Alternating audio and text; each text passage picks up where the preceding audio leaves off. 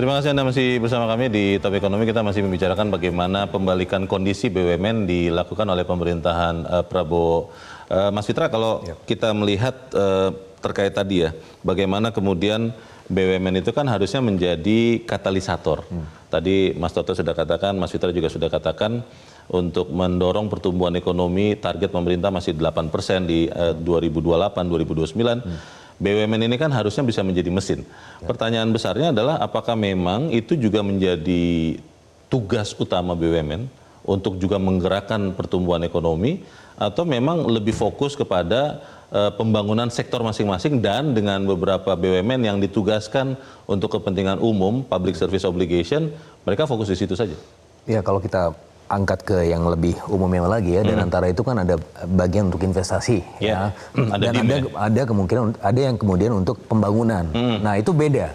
Kalau investasi ya berarti kan sangat kita melihat bagaimana kaidah-kaidah finansial pada umumnya. Ini dan antara investment management ya. Nah, tetapi kalau yang di DMF ini yang di bawah CTO itu kan lebih ke arah development fund. Nah, tadi kan ada pertanyaan, ini duitnya dari mana? Ada pasal 50A Undang-Undang P2SK ya. Salah satunya bisa mengeluarkan di ayat 2-nya surat utang. Surat utang khusus itu berupa merah putih bond dan juga Patriot bond. Yang mana ini menjadi sumber pembiayaan yang murah dan juga sustainable gitu ya.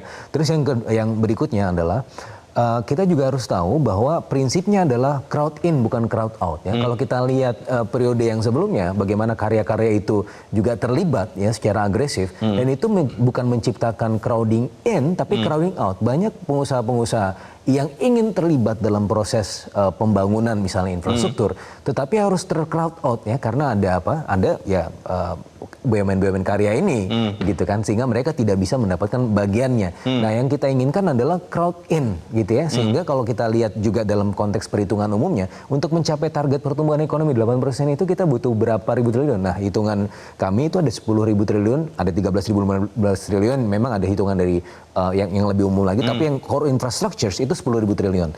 Nah, 10.000 triliun itu dibagi menjadi beberapa sektor. Yang pertama energi, kemudian ada ICT, ada housing, ada transportation, ada water dan juga kemudian sanitation. Nah, ini 10.000 triliun, 3.000 triliunnya itu dari domestik. Sementara 7.000 triliun dari luar, baik itu swasta maupun swasta asing.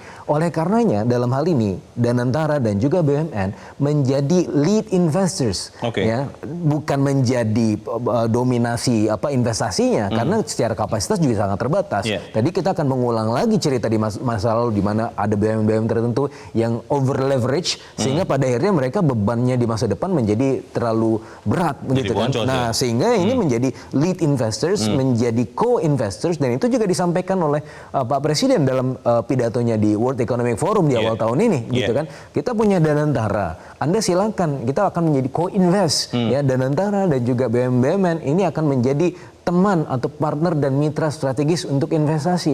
Bukan hanya program-program prioritas pemerintah, tetapi juga program-program menghasilkan return gitu kan. Nah, dalam hal ini juga akan menghasilkan semacam pull factor ya dari kita untuk yang lain untuk masuk begitu. Jadi crowd in intinya, bukan crowd out.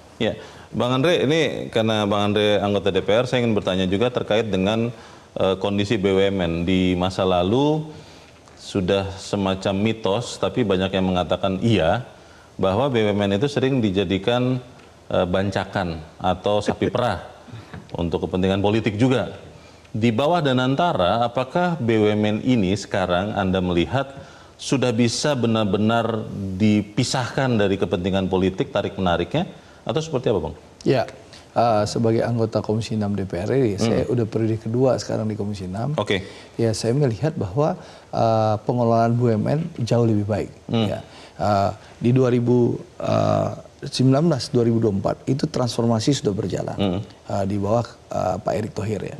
Dan dengan 2024-2029 dengan pemerintah dan kami bersama-sama DPR melakukan perubahan secara fundamental di Undang-Undang BUMN, ini memang BUMN di bawah Danantara ini memang jauh dikelola secara transparan. Jadi kalau orang bilang bahwa BUMN bisa jadi bancakan politik, itu sudah tidak lagi. Apalagi Pak Prabowo sudah awal sudah menyampaikan komitmen bahwa pengelolaan BUMN di bawah Danantara harus dilakukan secara transparan, akuntabel, dan harus lebih efisien dan memberikan dampak manfaat besar kepada masyarakat. Termasuk para pengurus BUMN juga itu due diligence atau proses seleksinya dilakukan dengan transparan dan ada aturan yang jelas begitu, Bang? Direksi-direksi BUMN yang terpilih. Dan komisaris? Ya, saya bicara direksi BUMN ya. Direksi-direksi BUMN yang terpilih oleh Danantara itu melalui mekanisme yang jelas. Itu mereka melalui asesmen, ya, melalui asesmen dan termasuk wawancara, ya, dan akhirnya mereka dipilih.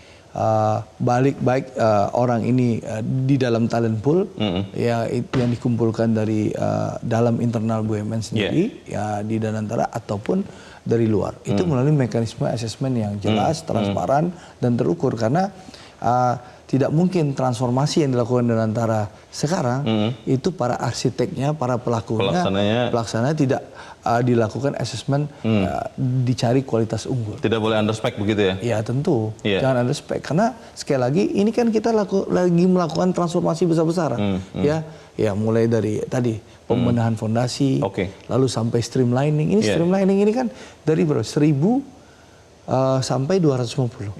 Nah ini yang perlu dipahami publik juga nih, Bang Leo, bahwa streamlining ataupun struktur perampingan ini tidak ada PHK. Ini paling penting nih. Penting itu. Ya, karena banyak orang yang bertanya, kan perampingan dari 1.000 lebih BUMN jadi 250 BUMN, berarti kan banyak perusahaan. Karena mengurangi direksi kan, Bang? Ya. Jadi untuk karyawan, saya ingin sampaikan secara terbuka tidak ada PHK. Karyawan itu nanti akan bergabung kepada perusahaan MERS atau ke induk perusahaan. Ya, tidak ada PHK. Jadi karyawan tidak ada PHK. Yang terganti mungkin direksi dan komisaris. Tapi untuk karyawan tidak ada PHK.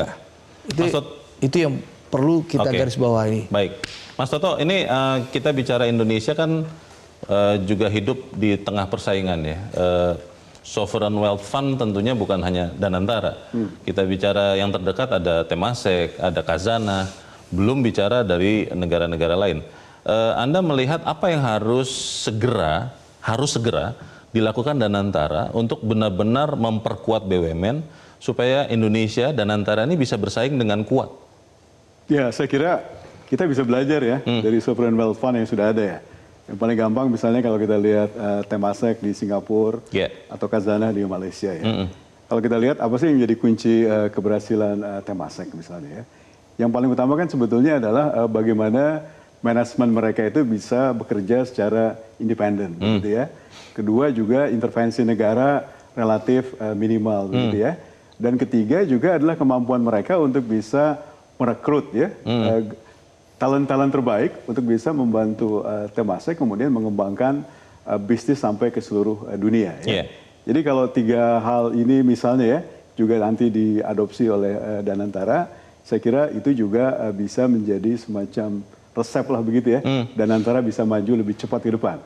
Memang kalau kita lihat realitas saat ini ya, itu semua yang tadi disebutkan kan memang kondisi ideal ya. Tapi apakah kemudian itu bisa tercapai nggak dalam jangka pendek ini ya? Jadi saya kira itulah PR Danantara ke depan. Segera harus bisa membuktikan kepada publik bahwa langkah-langkah perbaikan yang akan dijalankan memang sudah betul-betul dalam progres yang on track begitu ya. Jadi jangan sampai masih menimbulkan pertanyaan-pertanyaan di publik ya. Saya kira saat ini juga banyak pertanyaan di publik mengenai bagaimana ke depan Danantara betul-betul bisa mewujudkan kinerja BUMN yang bisa lebih baik ya.